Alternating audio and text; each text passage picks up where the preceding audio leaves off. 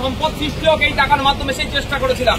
কিন্তু দুর্ভাগ্যের বিষয়, মমতা ব্যানার্জি মহাশয় হাউসের মধ্যে যে কথা বলছেন, সেই রাজ্যে দক্ষিণ চব্বিশ পরগনা ডিস্ট্রিক্টের যারা কনসার্ন ডিপার্টমেন্টের অফিসাররা আমাদের বিরোধী বিধায়ক, আমি যেমন একাই আছি দক্ষিণ চব্বিশ পরগনায়, আমার কাজ আটকে দিচ্ছে। প্রয়োজনে আমি মুখ্যমন্ত্রীর কাছে গিয়ে দ্বারস্থ হবো, তাকেই বিষয়টা জানাবো। দেখুন, কবে যাওয়ার ঠিক করিনি আমি এখনো, তবে আপনি প্রশ্ন করছেন, আমি আজকেই খোঁজ নেবো। যদি খোঁজ নিয়ে দেখি মুখ্যমন্ত্রী নবান্নে আছে, আমি আজকেই যাবো, আজকেই যে তাকে আমি জানাবো যে এই সমস্যাগুলো হচ্ছে সমাধান করা দরকার। কারণ তিনি আমাদের অভিভাবিকা, রাজ্যের ভাঙড়েরও তিনি অভিভাবিকা, 294টা বিধানসভার তিনি সরকারের প্রধান আছেন, ভাঙড়ের যে সরকার চলছে তারও প্রধান আছেন, তাকে আমাদের জানানোর কর্তব্য। তুমি একটি খোঁজ নিই, প্রয়োজনে আজকেই তার কাছে যাবো, তাকে যে বলবে এই সমস্যার সমাধান করতে হবে। দেখুন, ইতিপূর্বে আমি গিয়েছিলাম 2023-এ পঞ্চায়েত নির্বাচনের সময়, সেই সময় তার নাকি মূল্যবান সময় হয়ে ওঠেনি আমাকে দেওয়ার জন্য, আমি সেখান থেকে ফিরে এসেছিলাম। কিন্তু আজকে বলে যাচ্ছি, যদি সেটা রিপিট হয় আমি ওখানে কিন্তু ধর্নায় বসবো, আমি ওখানে ধর্নায় বসবো। আমি একজন আইনসভার সদস্য, আমার সমস্যা হচ্ছে সরকারের প্রধানকে দিয়ে জানাবো, তিনি যদি আমাকে তার সময় না দেয় আমি ওখানে ধর্নায় বসবো। প্রয়োজন উনি যখন মনে করবেন টাইম দেবেন, ততক্ষণ পর্যন্ত আমি অপেক্ষা করব।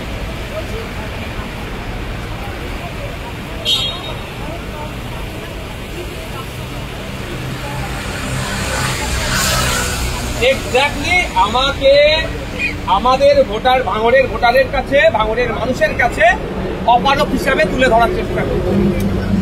আমি আমার পেপারপত্র আমি হাউসেও বলেছি আছে, চাইলে আপনাদেরকে দিতে পারি। আমি কখন কোন কাজটা করার দরকার সবগুলি সেখানে আমি করেছি। দুর্ভাগ্যের বিষয়, বিউপির গাইডলাইনে কিছু আছে যে আপনাকে 30%, 10% আপনার 30 লাখ টাকা করে দেবেন, তার 10% ইউসি জমা দিলেই পরে 30 লাখ পাবেন। ইউসি না জমা দিয়ে আমাদেরকে আটকে রাখা হচ্ছে, ফলে তার পরের যে 30 টাকার যে কাজটা হবে সেটা আমরা করতে পারছি না। আমাদেরকে কাজ আছে, আবার ভাঙড়ে গিয়ে তৃণমূলের নেতারা বলছে, শাসক দলের নেতারা বলছে আপনাদের বিধায়ককে এত বছর জিতালেন, সে কাজ করতে পারছে না। কাজ তো আমি নিজে হাতে করতে পারবো না।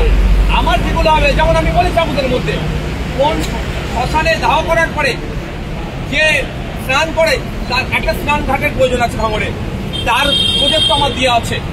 মসজিদ শ্মশানে যাওয়ার রাস্তাতে লাইট নাই, ওই রাস্তাতে যাতে মসজিদ বা শ্মশান বা কবরস্থানে যাওয়ার রাস্তাতে লাইটের প্রয়োজন আছে, সেই প্রজেক্ট আমার জমা করা আছে।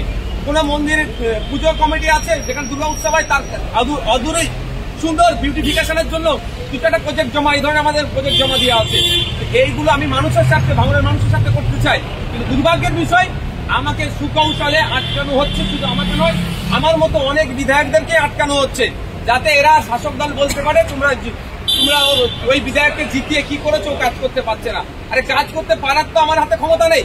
আমার তো কাজ হচ্ছে ডিস্ট্রিক্ট প্ল্যানিং অফিসারকে আমি এই করতে চাই, তাদেরকে জানিয়ে দিবা। ডিস্ট্রিক্ট প্ল্যানিং অফিসার যে আমি রূপায়ণকারী সংস্থা যাকে উল্লেখ করবো, তাকে দিয়ে ভেডিং করিয়ে কাজটা তাকে বরাদ দেবে। কিন্তু দুর্ভাগ্যের বিষয়, আমার ক্ষেত্রে দেখছি সম্পূর্ণ উল্টো হচ্ছে। আমাকে ক্রমশ আমার টাইমকে কিল করা হচ্ছে। এতদিন পর কেন আপনি 2021-এ জিতেছেন, এতদিন পর সামনে নির্বাচনটাই? না, মোটেও নয়।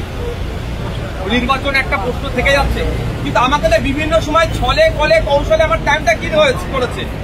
আর আমার সাদা মনে কাদা নয়। আমি ভাবছি এই করে দেবে, আজ করবে, কাল করবে, আজ করবে, কাল করবে, পঞ্চায়েত সমিতি আজকে করবে, কালকে করবে, এই করতে করতে করে দেবো, হয়ে যাবে, হেন যাবে, কেন যাবে করে করে আমার সময় নষ্ট করেছে। আমি বাধ্য হয়ে পরিকল্পনা এবং পরিসংখ্যান দপ্তরের অতিরিক্ত মুখ্য সচিব স্যারের কাছে চিঠি করলাম। চিঠি করার কোনো উত্তর এবং কোনো সুরাহা পেলাম না। এখন পর্যন্ত 2-4 মাস গিয়েছে। তারপরে বাধ্য হয়ে আমি 23শে ডিসেম্বর আমি ইউপির গাইডলাইন অনুযায়ী আমি এটা পরিবর্তন করলাম। কিন্তু আবার 2 মাস পরে আবার যার হাতে কাজটা তুলে দিতে চাইছে, সে আবার পঞ্চায়েত সমিতি, অর্থাৎ আমার হয়তো আমার আবার টাইম কিল হবে। এই দায়িত্বটা কে নেবে? গত 4 বছরে কত টাকার কাজ করেছেন, কত টাকার কাজ বাকি আছে? আমার কাজ তো আমি গত 4 বছরের কথা বলছি, 3টে অর্থবর্ষে আমি তো জমা প্রত্যেকটা করেছি যে আমি এই 2 কোটি টাকার মধ্যে এই কাজ করতে চাই, আমি 50 লাখ টাকার এই কাজ করতে চাই, আমি 30 লাখ টাকার এই কাজ করতে চাই। দুর্ভাগ্যের বিষয়, আমার সেই কাজটা করে দেওয়া হয়নি। 2টি কয়েক কাজ করেছে, তার মেটেরিয়ালস ঠিকঠাক নাই, তার নেমপ্লেট ঠিক নাই, আর ইউসি দেয়নি। এটা সব থেকে বিউপির কাজের সব থেকে সমস্যাটা হচ্ছে আপনার 10% ইউসি না দিলে পরের ল্যাডের টাকাটা আপনার জন্য আর রিলিজ হবে না। আর এই জায়গাটাই আমাকে আটকে রেখেছিল। তৃণমূল বিধায়কদের ক্ষেত্রে দু একজনের এই সমস্যা, যাদের সাথে আবার ওই ব্লক সভাপতিগুলোর সাথে সমিতির সভাপতিগুলোর সাথে শাসক দলের একটু বনিবনা আছে, তাদের ক্ষেত্রে একই ডিস্টার্ব। আর বাকি বিরোধীদের অধিকাংশ ক্ষেত্রে, আর নওশাদ সিদ্দিকী তো টার্গেটেড আপনারাই জানেন, তা আমার ক্ষেত্রে সব থেকে বেশি পেশা।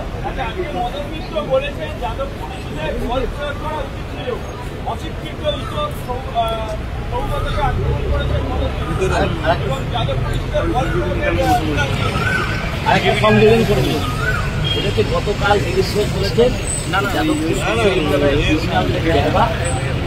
সেখানে মাওবাদীরা থাকে, ঠিক আছে, সেখানে আইনের শাসন প্রয়োগ করা উচিত। যদি আমাদের রাজ্যের শহরে যাদবপুর বিশ্ববিদ্যালয়ের মতো জায়গাতে আইন বহির্ভূত কোনো কাজ হয়, ইউপিএ লাগানোর মতো কোনো ব্যক্তি যদি থাকে, কেন এখনো ছেড়ে রেখেছে? দিলীপ ঘোষ বাবুরা তো সেন্ট্রাল গভর্নমেন্ট চালাচ্ছে, কিন্তু মিডিয়ার সামনে খোকা আওয়াজ দিতে বন্ধ করুন ওনাদেরকে। যদি এই ধরনের ইলিগাল অ্যাক্টিভিটির সাথে দেশ বিরোধী কোনো কার্যকলাপ যাদবপুর বিশ্ববিদ্যালয়ের মধ্যে হয়, তাহলে ইউপিএ লাগিয়ে তুলে নিয়ে যাচ্ছে না কেন? শুধু মিডিয়া গরম করলে হয় না। আর মদন বাবুর বয়স হয়েছে, ওনার শারীরিক সুস্থতা আমরা কামনা করি। ওনাকে বলবেন যাদবপুরের যারা আছে, শুধু যাদবপুর নয়, ছাত্র সমাজ আছে পশ্চিমবাংলার, বল প্রয়োগ করতে যাবেন না, দিতে বিপরীত হয়ে যাবে। ক্ষমতা দেখিয়ে প্রেসার দিয়ে কোনো সমস্যার সমাধান হয় না। যে মতনৈক্য হচ্ছে অ্যাডমিনিস্ট্রেটিভের সাথে ছাত্রদের, অবশ্যই আলোচনায় বসে ডায়লগ বিনিময়ের মাধ্যমে সমাধান হবে। যদি মনে করেন যাদবপুরকে ক্ষমতা দেখিয়ে করবেন, তখন কিন্তু আলিয়া বিশ্ববিদ্যালয়, ক্যালকাটা থেকে শুরু করে, প্রেসিডেন্সি থেকে শুরু করে, বিদ্যাসাগর থেকে শুরু করে কেউ তখন আর চুপ করতে থাকবে না। আপনার ক্ষমতা দেখানোর জায়গা নাই। আর ক্ষমতা পুলিশ ছাড়া ওই সমস্ত নেতা যারা ক্ষমতার কথা বলছে ঘর থেকে বাইরে বেরোতে পারবে? জিজ্ঞাসা করবেন। বললে নওশাদ সিদ্দিকী বলেছে পুলিশ ছাড়া আপনারা বেরোতে পারবেন? যা অন্যায় আপনারা করেছেন।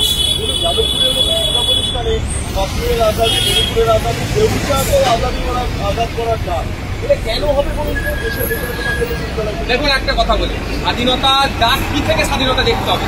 স্বাধীনতা ডাক তো আপনি আমি নেই। আপনাদের উপরে সাংবাদিকদের উপরে যখন আক্রমণ নেমে আসে, আমরা তো বলি সাংবাদিক স্বাধীনতা হস্তক্ষেপ হয়েছে, কারণ সাংবাদিকদেরকে স্বাধীনভাবে কাজ করতে দিতে হবে। এটা কি দেশ বিরোধী স্লোগান হয়ে গেল? না, যদি আমি রিপিট করছি, যেই স্লোগান দেশ বিরোধী হবে, যেই স্লোগান আমাদের সার্বভৌমত্ব, আমাদের গণতন্ত্রকে আঘাত করবে, সেই স্লোগানের আমি পরিপন্থী। কিন্তু সেই স্লোগান যদি কেউ দিয়ে থাকে, তার জন্য তো আপনার বিভিন্ন অ্যাক্ট আছে, অ্যাক্ট লাগিয়ে তাদের বিরুদ্ধে মামলা চলছে না কেন? তাদেরকে তাদের পুষে রাখা হয়েছে কেন? যদি আপনার কথা অনুযায়ী বা আপনাদের কথা অনুযায়ী যে দেশ বিরোধী স্লোগান ওখানে হয়েছিল, এখনো পর্যন্ত তাদেরকে জেলে ভাত খাওয়ানো হচ্ছে না। পররাষ্ট্র বাজেট নিয়ে তো আলোচনা এখনো পর্যন্ত হয়নি। এই অবস্থার মধ্যে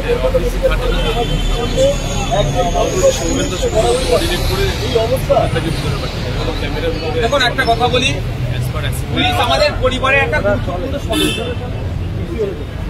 আর পুলিশ হচ্ছে মন্দিরের ঠিক ঘন্টার মতো, যেই আসে একবার করে নাড়িয়ে দিই। শাসক বিরোধী সবাই মিলে পুলিশকে আমরা আক্রমণ করি। হ্যাঁ, ওই নির্দিষ্ট ওই পুলিশ কর্ত যিনি ছিলেন, পুলিশের যিনি আপনার কর্তব্যরত ছিলেন, তার বিরুদ্ধে আমি ধিক্কার নিন্দা জানাচ্ছি। সে ডিউটিরত অবস্থায় কিভাবে এর দায়িত্ব নিতে হবে তার ঊর্ধ্বতন কর্তাদের কাছে। কেন সে মদ্যপান করে আসছে? সে রেস্ট্রিকশন কোথায়? বা যারা ডিউটিতে আছে তাদের কি মেন্টালি কাউন্সিলিং নিয়মিত হয়? সেটাও খোঁজ নিতে হবে। অবশ্যই যে ঘটনা ঘটেছে মেডিকেলের এমার্জেন্সির সামনে, যেটা ঘটেছে সত্যি, এটা পুলিশের আমি ব্যাটিং করতে পারবো না, আমি এর বিরোধিতা করবো। ওই পুলিশ কর্তার বিরোধিতা করবো, ওর বিরুদ্ধে কি অ্যাকশন নিচ্ছে সেটা আমরা দেখবো। কিন্তু ওর থেকেও আমি একটু আগে চলে যাব। কিছু হলেই প্রেস কনফারেন্স করে সিপি, ডিসি, আপনার অ্যাসিস্ট্যান্ট কমিশনার অফ পুলিশ, এই ধরনের অফিসার, জয়েন্ট সিপিরা সুন্দর করে প্রেস গাইড করে দেয়, কারণ মুরগি চোখ ধরলো বলে দেয়। মুরগি চোখে ধরা পড়ে প্রেস কনফারেন্স করে না, এরা প্রেস কনফারেন্স করে ওই ফিঙ্গারপ্রিন্ট এক্সপার্ট অন্য মানে ক্রিমিনাল মাইন্ডের লোককে ফিঙ্গারপ্রিন্ট এক্সপার্ট বলে চালিয়ে দেয়। এই বিষয়ে তারা বলুক। আমি তো এটা দায়ী করবো ঊর্ধ্বতন কর্তাদেরকে, তারা কিভাবে তাদের অধীনস্থ যারা আছে কিভাবে কন্ট্রোল করছে, এটা আমি তাদেরকে দায়ী নিতে হবে দায়ীটা। আমি কি করে আমি আরেকটা কথা বলে তুমি একটা সংযোজন করবো। একটা সমস্যা অনেক আছে। একটা পুলিশকে 8 ঘন্টা ছাড়া 16 ঘন্টা ডিউটি করতে হচ্ছে কেন? তার ডিউটি আওয়ারটাকে বেশি করতে আরো বেশি প্রেশার হচ্ছে। এগুলো সমাধান হওয়া দরকার। ইউনাইটেড নেশন বলছে প্রতি 1 লক্ষ মানুষ থাকলে 222টা পুলিশ দিতে হবে, আর আমাদের রাজ্যে 1 লক্ষ মানুষ থাকলে 96.97 অর্থাৎ 97টি পুলিশ আছে। তাহলে তাদের উপর প্রেশার বেশি হচ্ছে, মানসিক চাপ তৈরি হচ্ছে। এইগুলোও সমাধান করতে হবে। ঠিক যেমন মদ্যপান করে ডিউটি করে যে পুলিশ, তার আমি সমালোচনা করছি, তার বিরুদ্ধে ডিপার্টমেন্টাল কোয়ারি করে তার অ্যাকশন নেওয়ার কথা বলছি। ঠিক একইভাবে পুলিশের ওপরে যে প্রেশার তৈরি হচ্ছে রাষ্ট্র দ্বারা, রাজ্য দ্বারা, সেটাও রিলিফ করার কথাই বলছি। আর লাস্ট পর্যন্ত কাণ্ডবেশ্বরের যে তৃণমূল বিধায়ক, তার বাবার নাম মারা গিয়েছে, গত হয়েছেন গত কয়েক বছর আগে, তার এখনো ভোটার লিস্টে নাম রয়েছে। সেটা ভোটার বলে তৃণমূল লাফালাফি করছে এই অবস্থা। ব্যাপারটা হচ্ছে চোর মাচায় সোর একটা স্লোগান আছে, স্লোগান একটা হিন্দি ফিল্ম আছে। এই নামে দুটো হিন্দি ফিল্ম আছে, একটা 1970-এর দিকে আছে, একটা 2000-এর আশপাশে আছে। চোর মাচায় সোর এটা হয়ে যাচ্ছে। এই যে নাম নথিভুক্ত করার জন্য block level officer, booth level officer ছিল, আর প্রতিটা পার্টি থেকে বুথ লেভেল এজেন্ট দেওয়া হতো। আমরা আইএসএফ যখন সার্ভের কাজ চলছিল, আমরা যখন দিতে চেয়েছিলাম বুথ লেভেল এজেন্টকে, তখন আমাদেরকে মারধর করে, আমাদেরকে ভয় দেখিয়ে ধমকে চমকে দিতে দেয়নি। সেই সময় দেখতে গেলে দুটো দলের বেশি ছিল, একটা তৃণমূল, একটা বিজেপি। এই যে বুথের নাম কেন ঢুকলো, এই দুটো দল সব থেকে ভালো করে জবাব দিতে পারবে। কারণ বুথ লেভেল এজেন্ট তৃণমূল সব জায়গায় রেখেছিল, বিজেপি তারপরে সংখ্যাতে আছে, আর আইএসএফ বা অন্য যে ধর্মনিরপেক্ষ দলগুলো ছিল তাদেরকে মেরে বার করে ঢুকতে দেয়নি। এরা ভালো করে বলতে পারবে এই বুথের এগুলো কারা। তৃণমূলের এই শাসনকাল তৃণমূলের কাউন্সিলারই বলছে তিনি নিরাপদ নন, আর তৃণমূলের কি বড় চ্যালেঞ্জ এই ঘরের শত্রুরা, তৃণমূলের কাউন্সিলর বলছে তিনি নিরাপদ। বাপকেও ছাড়ে না। ওই কাউন্সিলর কিভাবে জিতে এসছে আগে খোঁজ নেই, খোঁজ নিন না। বুথ দখল করেছে, সিসিটিভিতে আপনার কাগজ লাগিয়ে দিয়ে সেইভাবে জিতেছে, হয়তো খোঁজ নেই। তো পাপ করেছে, এবার তাকে ছাড়ছে না। আর বাস্তব কথা তো এদের বিধায়করা কি নিরাপদে আছে? মিনাখার বিধায়ক, আপনার মালদা জেলার বিধায়ক, মিনাখার বিধায়ককে তো তার দলের লোকেরা পিটিয়ে থানাতে পাঠিয়ে দিল। আপনার মালদার এক বিধায়িকাকে, তাকে রীতিমতো গাড়ি অ্যাক্সিডেন্ট করে তাকে থ্রেট দিচ্ছে। এক কাউন্সিলরকে মালদার গুলি করে খুন করলো। এগুলো দেখো না, কে অ্যারেস্ট হয়েছে? তৃণমূল দলের নেতারাই অ্যারেস্ট হয়েছে। পাপ করেছে আর ছাড়ছে, পাপের ফল ভুক্ত হচ্ছে। সামনে বিধানসভা নির্বাচন, এখনই তার দামামা বেজে গিয়েছে। শিক্ষায় সামনে আসছে, শব্দ দূষণের জন্য কলকাতার মানুষের মানসিক সমস্যা বাড়ছে। আর কিভাবে দেখছেন, মানে আপনারাই তো বক্তৃতা করবেন, সহকর্মী করবেন, সবাই তারা এগুলো করবেন, পরিস্থিতিটা মুক্তির উপায় হচ্ছে সকলকে আইন মেনে চলতে হবে। আর পুলিশ প্রশাসন যারা 60 ডেসিবেলের ঊর্ধ্বে মাইকে সাউন্ড করে সাউন্ড পলিউশন করবে, সেটাকে রুখতে হবে। দুর্ভাগ্যের বিষয়, আইএসএফ এর মিটিং মিছিল হলে একটা মাইক যদি বেড়ে যায়, সেটা খুলে দেওয়ার সাহস রাখে। আর এই পুলিশই উচ্চ মাধ্যমিক পরীক্ষা চলাকালীন, যখন আমার ভাঙনের কথা বলছি, ক্যালকাটা পুলিশের আন্ডারে, যখন তৃণমূল মাইক লাগিয়ে প্রোগ্রাম করছে, সেটা বন্ধ করার সাহস দেখায় না। ফলে কি হচ্ছে? সাউন্ড পলিউশন হচ্ছে। আমরা চাই যারা জনপ্রতিনিধি আছে তাদেরকে এই বিষয়ে সজাগ হওয়া। ভোট আসবে যাবে, মানুষের যদি স্বাস্থ্যের ক্ষতি হয়, আমরা জনপ্রতিনিধি, আমাদের আচরণে, তাহলে আমাদের থেকে নির্দিষ্ট জনপ্রতিনিধি মনে আর কেউ থাকে। তাই আমরা উৎকৃষ্ট যাতে থাকতে পারি, তার জন্য আমাদেরকে দায়িত্ব তুলে দিতে হবে। এবং সাউন্ডের ক্ষেত্রে কলকাতা হাইকোর্ট নির্ধারিত যে সাউন্ডের ক্যাপাসিটি আছে, তার বাইরে যাওয়া অনুচিত বলে মনে হয়। এই প্রশ্ন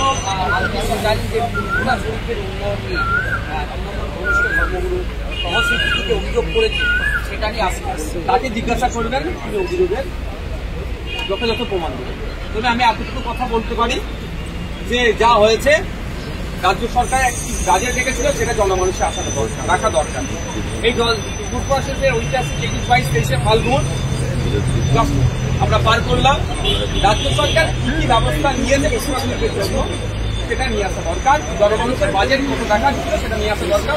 আর একটা কথা বলছি, সন্ত্রাসী বিজ্ঞানীদেরকে নিয়ে চলছে, তাদের সাথে না আলোচনা করি রাজ্য সরকার বলছে আমরা এই করে, এর মধ্যে কতটা যথাযথ সেটা পাবলিকের আছে।